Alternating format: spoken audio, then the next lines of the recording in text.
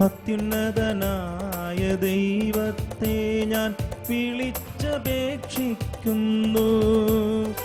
എനിക്കു വേണ്ടി എല്ലാം ചെയ്തു തരുന്ന ദൈവത്തെ തന്നെ. അത്യുന്നതനായ ദൈവത്തെ ഞാൻ വിളിച്ചപേക്ഷിക്കുന്നു. എനിക്കു വേണ്ടി എല്ലാം ചെയ്തു തരുന്ന ദൈവത്തെ തന്നെ.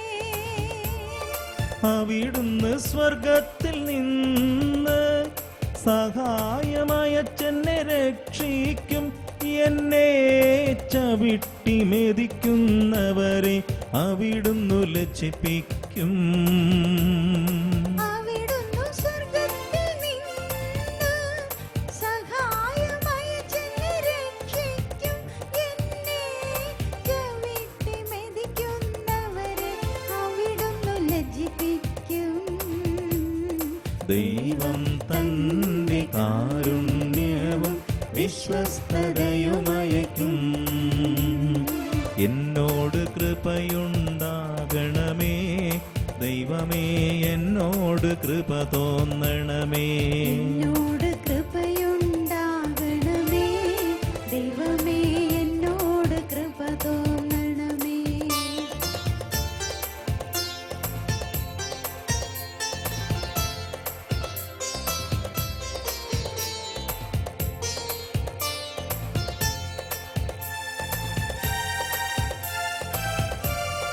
മനുഷ്യ മക്കളെ ആർത്തിയോടെ വിഴുങ്ങുന്ന സിംഹങ്ങളുടെ നടുവിലാണോ ഞാൻ? അവയുടെ പല്ലുകൾ കുന്തങ്ങളും അസ്ത്രങ്ങളുമാണ്.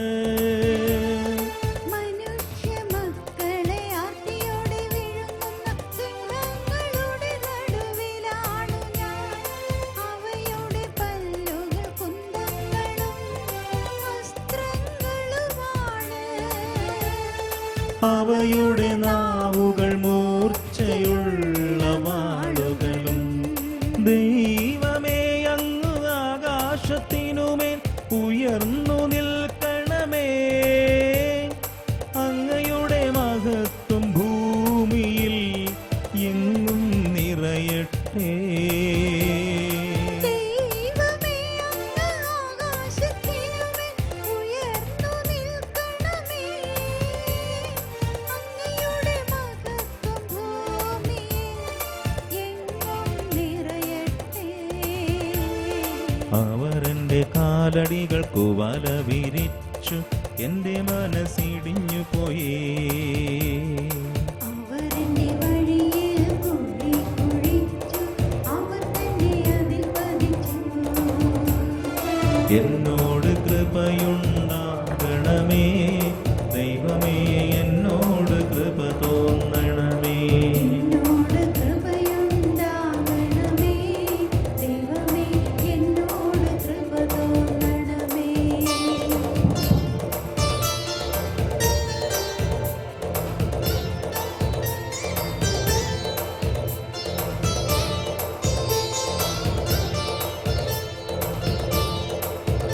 എൻ്റെ ഹൃദയം അചഞ്ചലമാണു ദൈവമേ, എൻ്റെ ഹൃദയം അചഞ്ചലമാണ്. ഞാൻ അങ്ങയെ പാടി സ്തുതിക്കും.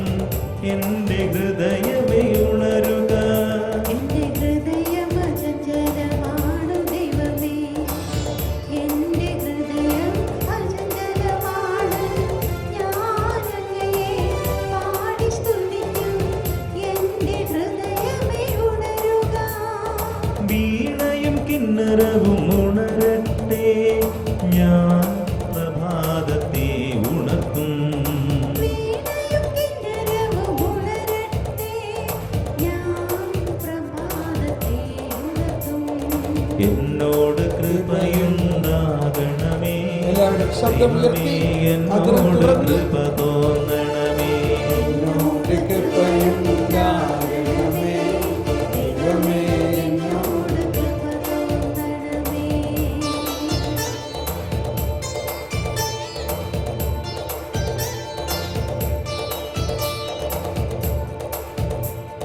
കർത്താവേ, ജനതകളുടെ ഹൃദയത്തിൽ ഞാൻ അങ്ങേക്കു കൃതജ്ഞതയർപ്പിക്കും. ജനതകളുടെ ഇടയിൽ ഞാൻ അങ്ങയെ പാടി പുകഴ്ത്തും. കർത്താവേ, ജനതകളുടെ മധ്യത്തിൽ ഞാൻ അങ്ങേക്കു കൃതജ്ഞതയർപ്പിക്കും. ജനതകളുടെ ഇടയിൽ ഞാൻ അങ്ങയെ പാടി പുകഴ്ത്തും. അങ്ങയുടെ കാരുണ്യമാകാശത്തോളവും അങ്ങയുടെ വിശ്വസ്തത മേഘങ്ങളോളവും വലുതാണ്. ദൈവമേ, അങ്ങ് ആകാശത്തിനുമേൽ ഉയർന്നു നിൽക്കണമേ. അങ്ങയുടെ മഹത്വം ഭൂമിയിൽ എങ്ങും നിറയട്ടെ. ദൈവമേ, അങ്ങ് ആകാശത്തിനുമേൽ ഉയർന്നു നിൽക്കണമേ. അങ്ങയുടെ മഹത്വം ഭൂമിയിൽ എങ്ങും നിറയട്ടെ. എന്നോട് കൃപയുണ്ടാകണമേ. ദൈവമേ, എന്നോട് കൈയടിച്ച് പാടരുത്. എന്നോട് കൃപയുണ്ടാകണമേ. ദൈവമേ, എന്നോട് കൃപ തോന്നണമേ. നമുക്ക് എഴുന്നേറ്റ് നിന്ന് പാടാം. എഴുന്നേറ്റ് നിന്ന് പാടാം. ദൈവമേ, എന്നോട് കൃപ തോന്നണമേ. അങ്ങയിലാണു ഞാൻ അഭയം തേടുന്നത്. വിനാശത്തിന്റെ കൊടുങ്കാറ്റ് കടന്നു പോകുവോളം ഞാൻ അങ്ങയുടെ ചിറകിൻ കീഴിൽ ശരണം പ്രാപിക്കുന്നു. അങ്ങയിലാണു ഞാൻ അഭയം തേടുന്നത്. വിനാശത്തിന്റെ കൊടുങ്കാറ്റ് കടന്നു പോകുവോളം ഞാൻ അങ്ങയുടെ ചിറകിൻ കീഴിൽ ശരണം പ്രാപിക്കുന്നു. എന്നോട് കൃപയുണ്ടാകണമേ. ദൈവമേ, എന്നോട് കൃപ തോന്നണമേ. എന്നോട് കൃപയുണ്ടാകണമേ. ദൈവമേ, എന്നോട് കൃപ തോന്നണമേ.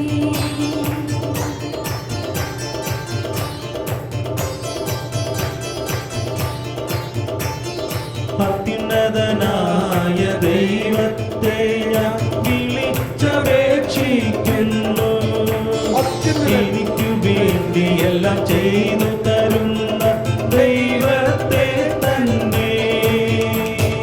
അത്യുന്നതനായ ദൈവത്തെ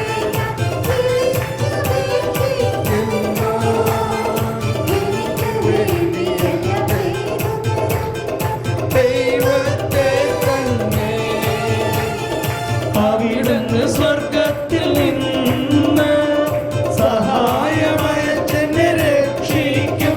എന്നെ ചവിട്ടി മെതിക്കുന്നവരെ അവിടുന്ന് ലജ്ജിപ്പിക്കും.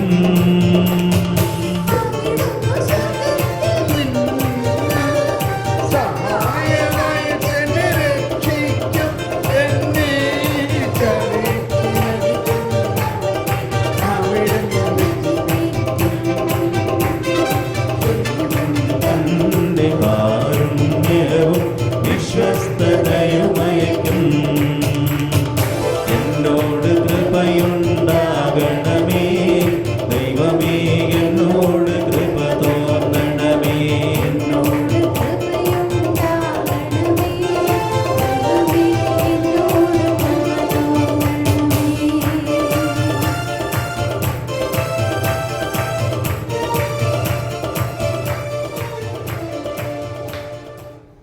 Price the lord. നമുക്കിരിക്കാം.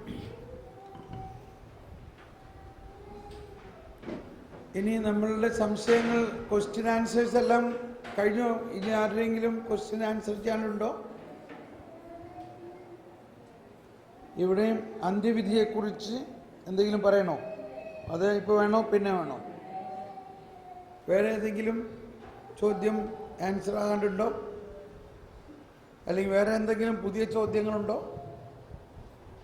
യെസ്. പരിശുദ്ധാത്മാവിൻ്റെ അത് പറയാം. പിന്നെ എന്താ വേറെ എന്തെങ്കിലും?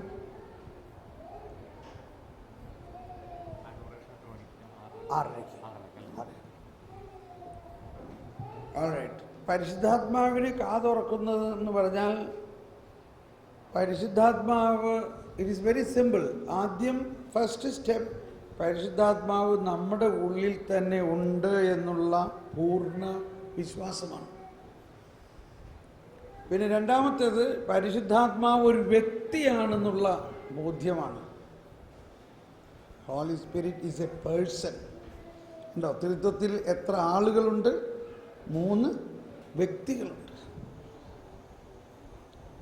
അതുകൊണ്ടാണ് ഈശോ പറഞ്ഞത് when he comes he will teach you everything, he will reveal to you everything, he will speak. അവൻ നിങ്ങളോട് സംസാരിക്കും.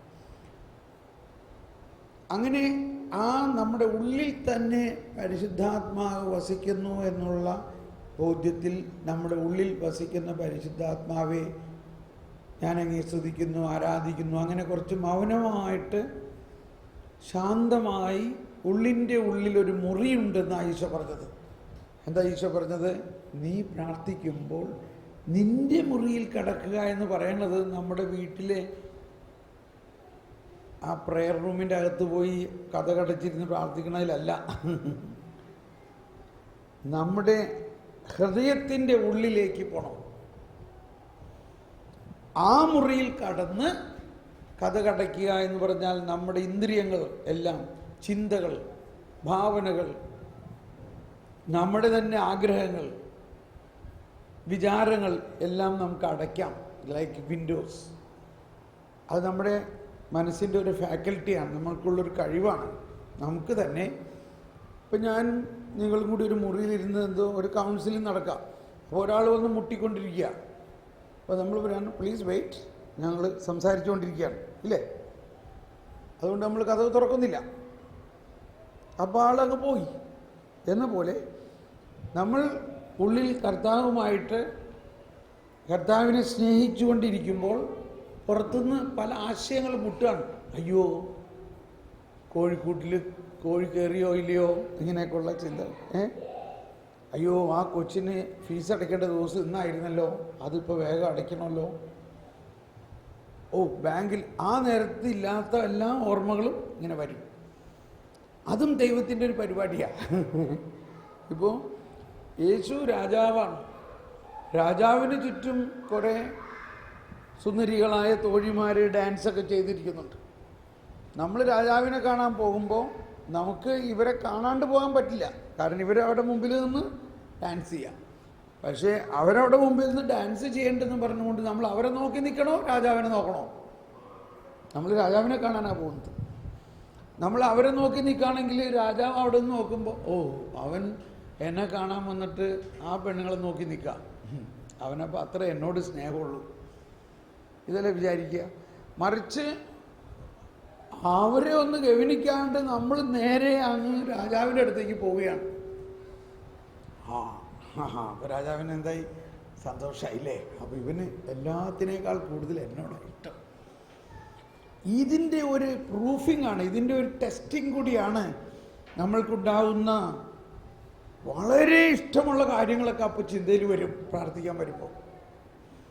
അങ്ങനെയാണ് നമ്മുടെ ആത്മാവിനെ ദൈവസ്നേഹം കൊണ്ട് വലിക്കുന്നത്.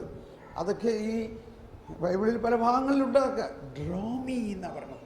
എന്നെ നീ അങ്ങോട്ട് നിൻ്റെ ചേംബറിലേക്ക് വലിക്കൂ, നിൻ്റെ സ്നേഹം എന്നെ അങ്ങ് വലയം ചെയ്യട്ടെ എന്നൊക്കെ പറയുന്നു. എൻ്റെ ആത്മാവങ്ങയോടൊട്ടി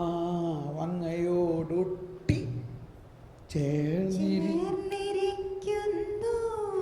സങ്കീർത്തനം 63. അങ്ങയുടെ വലത്തു കൈ എന്നെ താങ്ങി നിർത്തുന്നു. എൻ്റെ ആത്മാവങ്ങയോടൊട്ടി ചേർന്നിരിക്കുന്നു.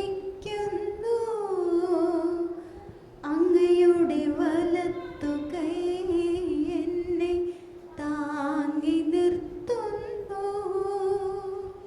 പ്രത്യേകിച്ച് യേശുക്രിസ്തുവിൻ്റെ പീഡാസഹനവും മരണവും ഉത്ഥാനത്തിന് ശേഷമുള്ള പരിശുദ്ധാത്മാവിൻ്റെ പ്രവർത്തനം അതിന് മുമ്പുള്ളതിനേക്കാൾ വ്യത്യസ്തമാണ്. ഇപ്പം ചിലർ പറയാറുണ്ട്, നീ പാപം ചെയ്യുകയാണെങ്കിൽ പരിശുദ്ധാത്മാവ് വിട്ടുപോകും. രാജാവ് പ്രാർത്ഥിച്ചു, കർത്താവേ അങ്ങയുടെ പരിശുദ്ധാത്മാവിനെ എന്നിൽ നിന്ന് എടുത്തു കളയല്ലേ. പെട്ടെന്ന് നമ്മൾ തോന്നുമ്പോൾ എന്നാ, പക്ഷെ അത് ഫാൾസ്, ദാറ്റ് ഈസ് റോങ്. കാരണം ആ രാജാവ് പരിശുദ്ധാത്മാവിനെ എന്നിൽ നിന്ന് എടുത്തു കളയല്ലേ എന്ന് പറഞ്ഞത് രാജകീയ അഭിഷേകത്തെയാണ് എടുത്തു കളയല്ലേ എന്ന് പറഞ്ഞത്. ശൗൽ രാജാവിൻ്റെ അഭിഷേകം കഴിഞ്ഞപ്പോൾ ദാവീദ് അഭിഷേകത്തിനായി. ഇനി ദാവീദിന് മാറി അടുത്ത ആൾ വരും. പക്ഷെ ഇപ്പം ചെയ്യല്ലേ, ഞാൻ അങ്ങയെ പ്രീതിപ്പെടുത്തിക്കൊള്ളാം. അപ്പോൾ ഇസ്രായേലിലെ രാജാവ് ദൈവത്താൽ നിയോഗിക്കപ്പെട്ടതാണ്, ഒരു സമൂഹത്തിലാണ് നിയോഗിക്കപ്പെട്ടതല്ല. ആ രാജകീയ അഭിഷേകത്തെയാണ് എടുത്തു കളയല്ലേ എന്ന് പറയണത്.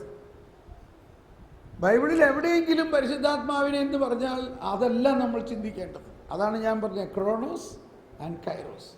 ചിലർ പറയാറുണ്ട്, ദാനിയേലിൽ നിറഞ്ഞ പോലെ, ജേജയായിൽ നിറഞ്ഞ പോലെ ആത്മാവിന് നൽകണേ. അപ്പോൾ ഞാൻ പറഞ്ഞു, അത് മതിയോ നിങ്ങൾക്ക്? അതെങ്കിലും മതി. പക്ഷെ നിനക്ക് അതിൽ കൂടുതൽ തന്നിട്ടുണ്ടല്ലോ. ദാനിയേലിൽ നിറഞ്ഞേക്കാൾ കൂടുതൽ എനിക്ക് കിട്ടിയിട്ടുണ്ടെന്നോ? അതാണ് നമ്മൾ മനസ്സിലാകാത്തത്. മാമോദീസ സ്വീകരിച്ച ആളിൽ വന്നേക്കണത് ദാനിയേലിൽ നിറഞ്ഞ പരിശുദ്ധാത്മാവാണോ യേശുക്രിസ്തുവിൽ നിറഞ്ഞ പരിശുദ്ധാത്മാവാണോ? മനസ്സിലായില്ലേ? അതാണ് ക്രോണോസ് ആൻഡ് കൈറോസ്. കൈറോസ് യേശുക്രിസ്തുവിൽ, യേശുക്രിസ്തു തൻ്റെ രക്തം കൊടുത്ത് നമുക്ക് വേണ്ടി പരിഹാരം ചെയ്തിട്ട് പിതാവിനോട് പ്രാർത്ഥിച്ചിട്ട് എന്നേക്കും നിന്നോടുകൂടി ആയിരിക്കാൻ ഞാൻ മറ്റൊരു സഹായകന് നൽകുമെന്ന് പറഞ്ഞ പരിശുദ്ധാത്മാവിനെ എടുത്തു കളയാൻ വേണ്ടിയാണോ തന്നേക്കണേ?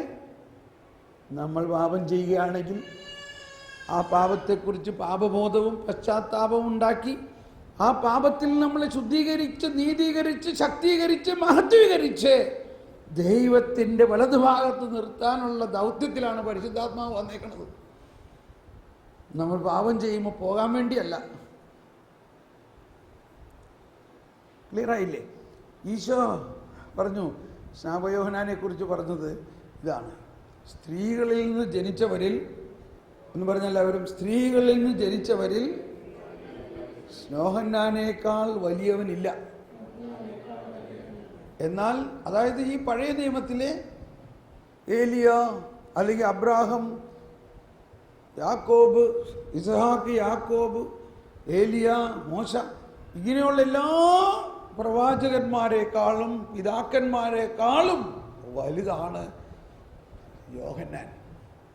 എന്തുകൊണ്ടെന്നാൽ യോഹന്നാനാണ് ഈ ഭാഗ്യമുണ്ടായത് യേശുക്രിസ്തുവിനെ സ്നാനപ്പെടുത്താൻ. യേശുക്രിസ്തുവിനെ സ്നാനപ്പെടുത്താൻ, യേശുവിന് മുന്നിട്ട് പോകാൻ. പക്ഷേ യേശു പറയാൻ പോണ കാര്യം നോക്കെന്താണ്? ഒന്ന് കൈവീശി എല്ലാവരും. ഓക്കെ, യേശു എന്താ പറയാൻ പോണത്? യേശു എന്താ അത് കഴിഞ്ഞിട്ട് പറഞ്ഞത്? ഒന്നുകൂടി പറയാം. അതായത് സ്ത്രീകളിൽ നിന്ന് ജനിച്ചവരിൽ സ്നാപകയോഹന്നാനേക്കാൾ വലിയവനില്ല. ശ്രദ്ധിക്കണം എല്ലാവരും, പേ അറ്റൻഷൻ, പേ അറ്റൻഷൻ. സ്ത്രീകളിൽ ജനിച്ചവരിൽ സ്നാപകയോഹന്നാനേക്കാൾ വലിയവനില്ല. എന്നാൽ ദൈവരാജ്യത്തിലെ ഏറ്റവും ചെറിയവൻ അവനേക്കാൾ വലിയവനായിരിക്കും. അതാരാ? ആരാണ് ഈ ദൈവരാജ്യത്തിലെ ഏറ്റവും ചെറിയവൻ? ആരാ? ഒന്ന് പറഞ്ഞെല്ലാവരും. നമ്മൾ, ഞാൻ. ഒന്ന് ആലോചിച്ച് നോക്കി, നമ്മൾ ആരാണ്? അതെന്താണ് അതിൻ്റെ ലോജിക്? യേശുക്രിസ്തു, യേശു തന്നെ പറഞ്ഞിട്ടുണ്ട്, എത്രയോ പ്രവാചകന്മാർ കാണാൻ കൊതിച്ചതും കേൾക്കാൻ കൊതിച്ചതുമാണ് നിങ്ങളിപ്പോൾ കാണുന്നത്. ആ യേശു, മനുഷ്യൻ, ദൈവം മനുഷ്യനായി അവതരിച്ചു വന്ന യേശു നമ്മുടെ പാപങ്ങൾക്ക് പരിഹാരം ചെയ്ത് അതിനുശേഷം നമ്മളിൽ വസിക്കുകയും യേശുവിൻ്റെ ശരീരവും രക്തവും നമുക്ക് ഭക്ഷിക്കാൻ നൽകുകയും ചെയ്തിരിക്കുന്നു. ഇത് സ്നാപകയോഹന്നാന് കിട്ടിയിട്ടുണ്ടോ?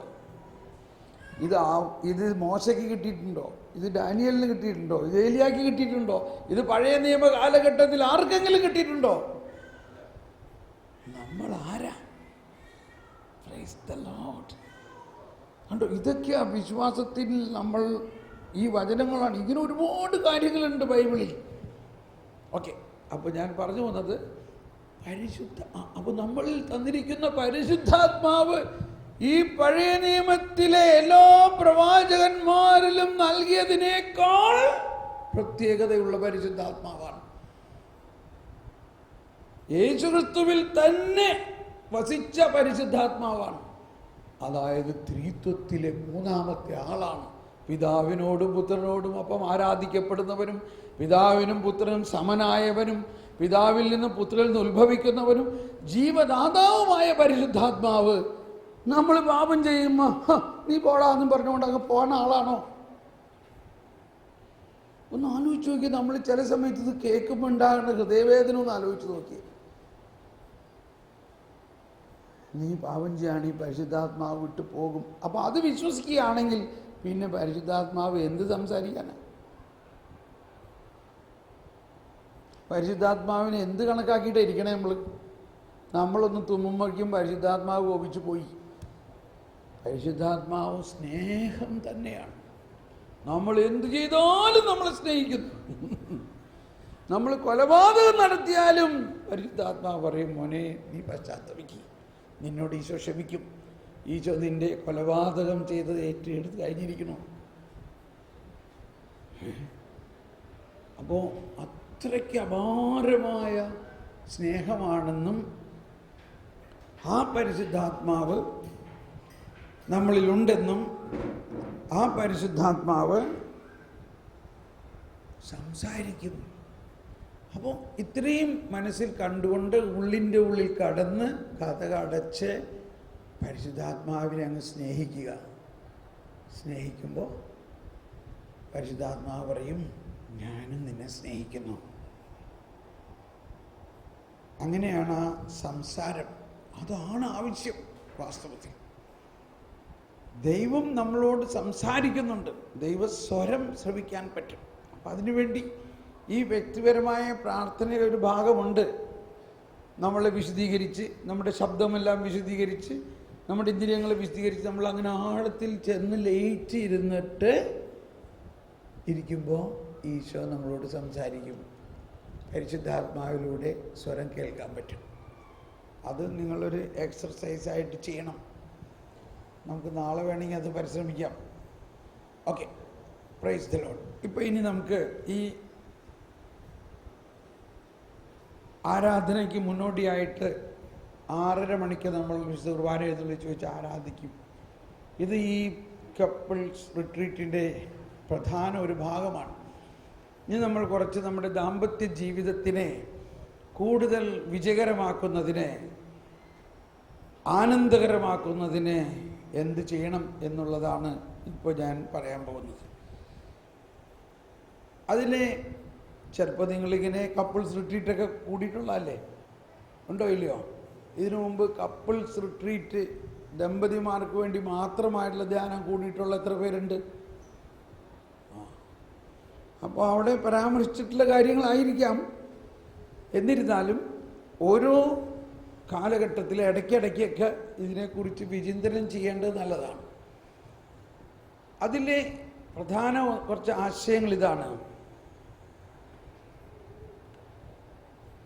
ഇച്ചിരി അതിൻ്റെ ഉത്ഭവത്തെക്കുറിച്ച് നമ്മൾ പഠിക്കുമ്പോൾ നമ്മുടെ കോൺജുഗൽ റിലേഷൻഷിപ്പ്, മാരേജ് അല്ലെങ്കിൽ നമ്മുടെ ആ ദാമ്പത്യ ജീവിതത്തിൻ്റെ ആരംഭം, ഈശോ പറഞ്ഞത് ദൈവം നിങ്ങളെ ഒന്നായിട്ടാണ് സൃഷ്ടിച്ചിരിക്കുന്നത്, ഫ്രം ദ ബിഗിനിങ് എന്നുള്ളതാണ്. അതാണ് ജോൺ പോൾ രണ്ടാമൻ മാർപ്പാപ്പയുടെ പ്രസിദ്ധമായ തിയോളജി ഓഫ് ദ ബോഡി എന്ന ആ ദൈവശാസ്ത്ര പഠനത്തിൽ നിന്നും മനസ്സിലാക്കിച്ച് തരുന്ന വലിയൊരാശയം.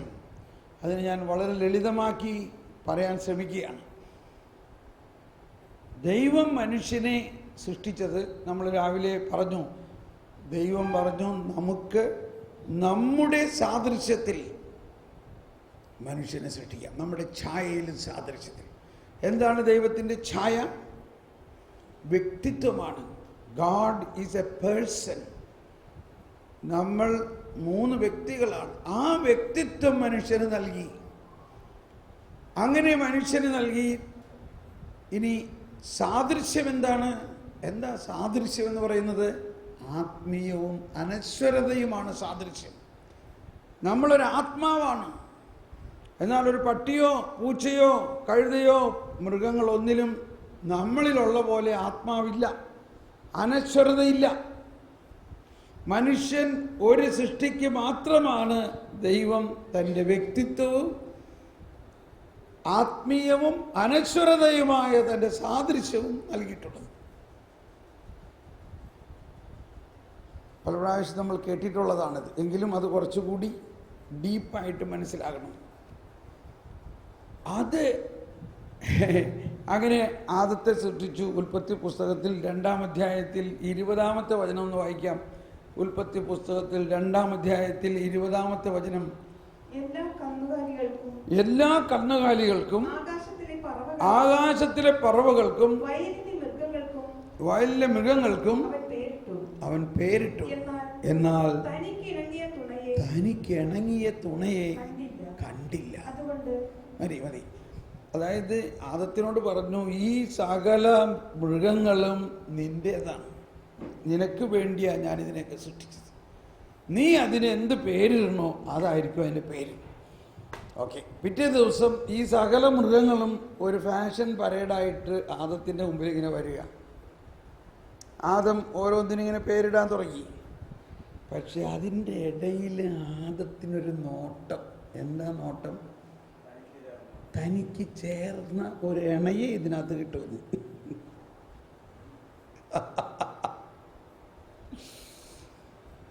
അപ്പോൾ മനുഷ്യൻ ദൈവം സൃഷ്ടിച്ചപ്പോഴേ തന്നെ ഈ ഇണയ്ക്ക് വേണ്ടിയുള്ള ഒരു ദാഹം.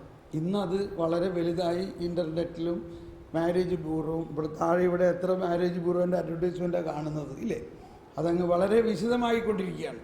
നമ്മളും ചെറുപ്പം മുതലേ നമ്മളുടെ ഉള്ളിൽ ഈ ഇണയ്ക്ക് വേണ്ടിയുള്ളൊരു ദാഹമുണ്ട്.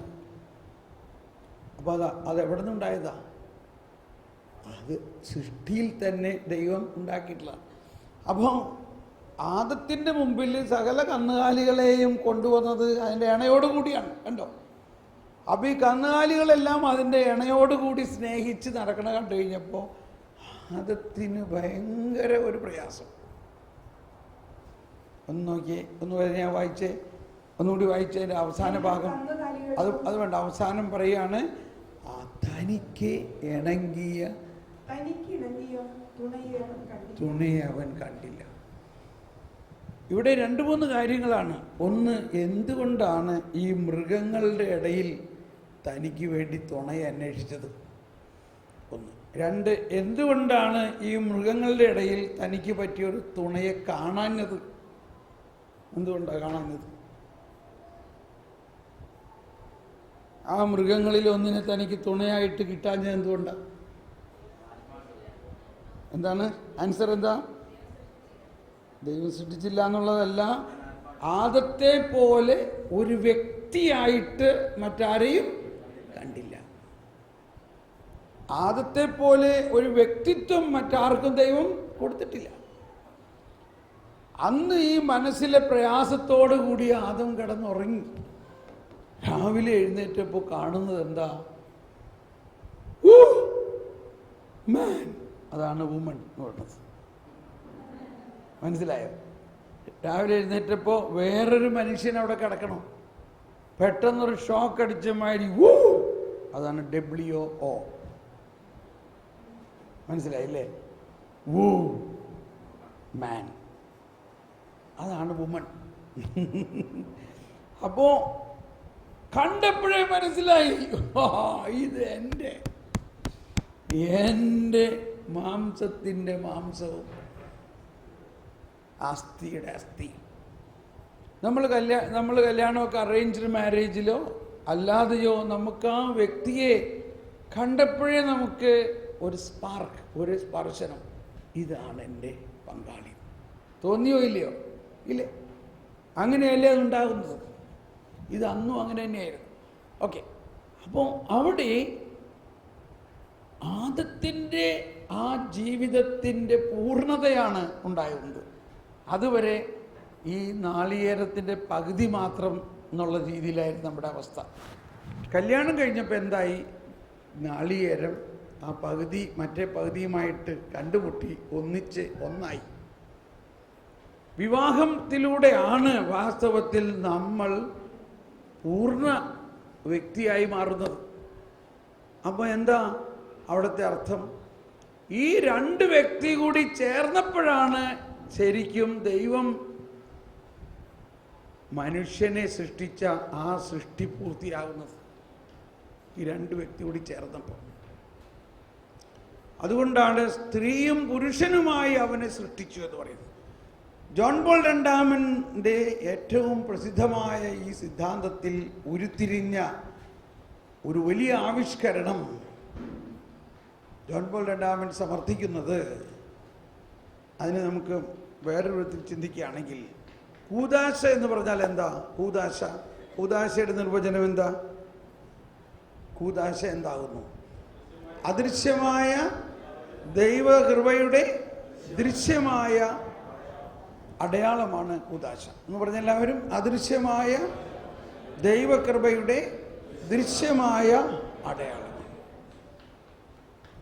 ജോൺ പോൾ രണ്ടാമൻ പറയുന്നത് ആ പ്രിൻസിപ്പിൾ വാസ്തവത്തിൽ യേശുക്രിസ്തുവിലൂടെ സംസ്ഥാപിതമായ കൂദാശകളെ കുറിച്ചാണ് പറയുന്നത്. എങ്കിലും പ്രിൻസിപ്പിളി അത് നമുക്ക് ഈ ആദിമാതാപിതാക്കളിൽ അപ്ലൈ ചെയ്യുകയാണെങ്കിൽ ഇൻഫാക്ട് അവരാണ് ദ പ്രമോഡിയൽ സാക്രമെന്റ്, അവരാണ് ആദ്യത്തെ കൂദാശ.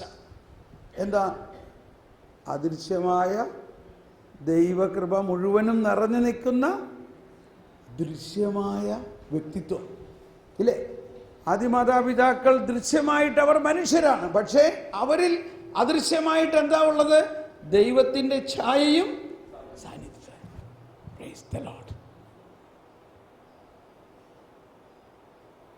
ഈ ഒരു ആത്മീയമായ അറിവാണ് ദാമ്പത്യ ജീവിതത്തിന് ആവശ്യമായിട്ടുള്ള ഒന്ന്.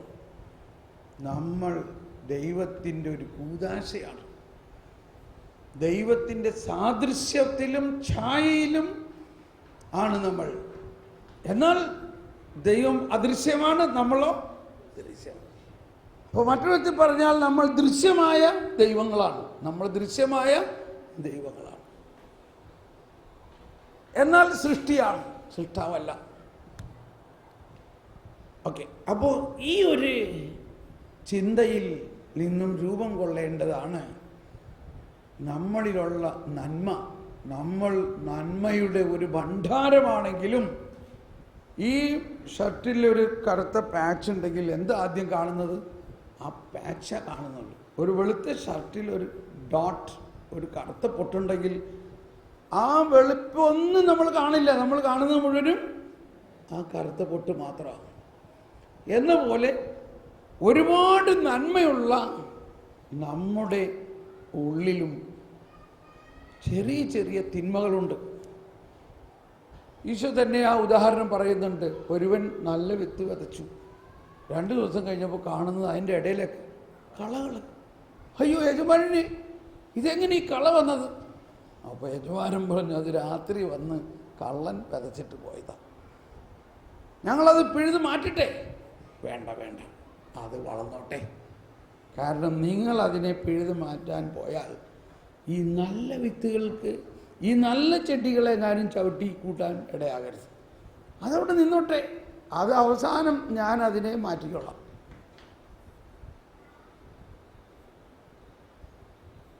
അപ്പം നമ്മൾ പറയുന്ന സിദ്ധാന്തം മുഴുവനും തിന്മ നടന്നോട്ടെ എന്നുള്ളതാണ് ഇല്ലേ? മറിച്ച് അതല്ല ഞാൻ പറയുന്നത്. നന്മയ്ക്ക് തിന്മയേക്കാൾ ഒരുപാട് ശക്തി ഉണ്ടെന്ന് നമ്മൾ വിശ്വസിക്കാത്തത് കൊണ്ടാണ് നമ്മൾ തിന്മ കാണുമ്പോൾ ഉടനെ പോയിട്ട് അതിന് പറിച്ച് നമ്മൾ ചിന്തിക്കണം, ആ തിന്മ അവിടെ ഉണ്ടെങ്കിൽ ഇപ്പോൾ ഉടനെ നമ്മളങ്ങ് നശിക്കും എന്ന് നമ്മൾ വിശ്വസിക്കുന്നുണ്ടെങ്കിൽ നമ്മൾ ദൈവത്തിൽ വിശ്വസിക്കുന്നില്ല എന്നർത്ഥം. നമ്മൾ ആരിൽ വിശ്വസിക്കുന്നു? തിന്മയുടെ ശക്തിയിൽ വിശ്വസിക്കുന്നു. ബൈബിള് മുഴുവനും പറയുന്നത്, പഠിപ്പിക്കുന്നതും യേശു പഠിപ്പിക്കുന്നതും നന്മ കൊണ്ട് തിന്മയെ ജയിക്കാം എന്നതാണ്. നന്മ കൊണ്ട് തിന്മയെ ജയിക്കാം. നന്മ കൊണ്ട് എന്നെല്ലാവരും പറഞ്ഞ്, നന്മ കൊണ്ട് തിന്മയെ ജയിക്കാം. കോൺട്രറി, തിന്മയ്ക്ക് നന്മയെ ജയിക്കാൻ പറ്റുമോ? രണ്ടുപേരെ ഉത്തരം പറഞ്ഞുള്ളൂ. തിന്മയ്ക്ക് നന്മയുടെ മേൽ ആധിപത്യം ഉണ്ടാക്കാൻ പറ്റുമോ? ഇല്ല. അതല്ലേ ആ യോഹന്നാന്റെ സുവിശേഷത്തിൽ ആദ്യം പറയുന്നത്, ആദ്യം വചനമുണ്ടായി, വചനം ദൈവമായിരുന്നു, സകലതും അവനിലൂടെ ഉണ്ടായി, അവനെ കൂടാതെ ഒന്നും ഉണ്ടായിട്ടില്ല, അവനിൽ ജീവനുണ്ടായിരുന്നു, ആ ജീവൻ മനുഷ്യന്റെ പ്രകാശമാണ്, അത് ഇരുളിൽ പ്രകാശിക്കുന്നു, അതിനെ കീഴടക്കാൻ ഇരുളിനെ. ഇങ്ങനെ ഈ ബൈബിളിൽ ആദ്യം മുതൽ അവസാനം വരെ ഒരു സെപ്പറേഷൻ്റെ കഥയാണ്, അല്ലെങ്കിൽ ഇരുളിൻ്റെ കഥയാണ്. ഇരുളും പ്രകാശത്തിൻ്റെയും സംഭവമാണ്. ആദ്യം പ്രകാശമുണ്ടായി, അത് കഴിഞ്ഞ് കർത്താവ് പ്രകാശത്തെയും ഇരുളിനെയും സെപ്പറേറ്റ് ചെയ്തു. സെപ്പറേഷൻ. അത് ഇന്ന് കാണുന്ന ഈ ട്യൂബ് ലൈറ്റോ ഈ സൂര്യനോ അല്ല, അത് മറ്റൊരു പ്രകാശമാണ്. നന്മ, ജ്ഞാനം എന്ന പ്രകാശം. അപ്പം നമുക്കുണ്ടാകേണ്ട ഒരു കാഴ്ചപ്പാട് ഈശോയുടെ കണ്ണുകളിലൂടെ കാണുമ്പോൾ, അതാണ് നമ്മൾ ഇന്ന് കുരുടൻ കുരുടൻ എന്ന് പറഞ്ഞത്. ആരെക്കുറിച്ചാണ് യേശയ്യ പറഞ്ഞത്? ആരെക്കുറിച്ചാണ് യേശയ്യ പറഞ്ഞത്? യേശുവിനെ കുറിച്ചാണ്. അത് പല പ്രാവശ്യം വായിക്കണം നിങ്ങൾ. യേശുവിനെ കുറിച്ചാണ് പറഞ്ഞത്. അവൻ കുരുടനായിരിക്കുമെന്ന്, അവൻ ബധിരനായിരിക്കുമെന്ന്. എന്തിനെക്കുറിച്ച്? ഈ ലോകത്തിലുള്ള സകല അന്ധകാരത്തെയും കണ്ടാലും ചുക്കില്ല, അതൊന്നും സാരമില്ല, കാരണം ഇതെല്ലാം ഞാൻ എടുത്ത് പരിഹാരം ചെയ്യാൻ പോണതാണ്. മനസ്സിലാവുന്നുണ്ടോ? ഒരാൾ ഒരു കുറ്റം ചെയ്തു, വധശിക്ഷ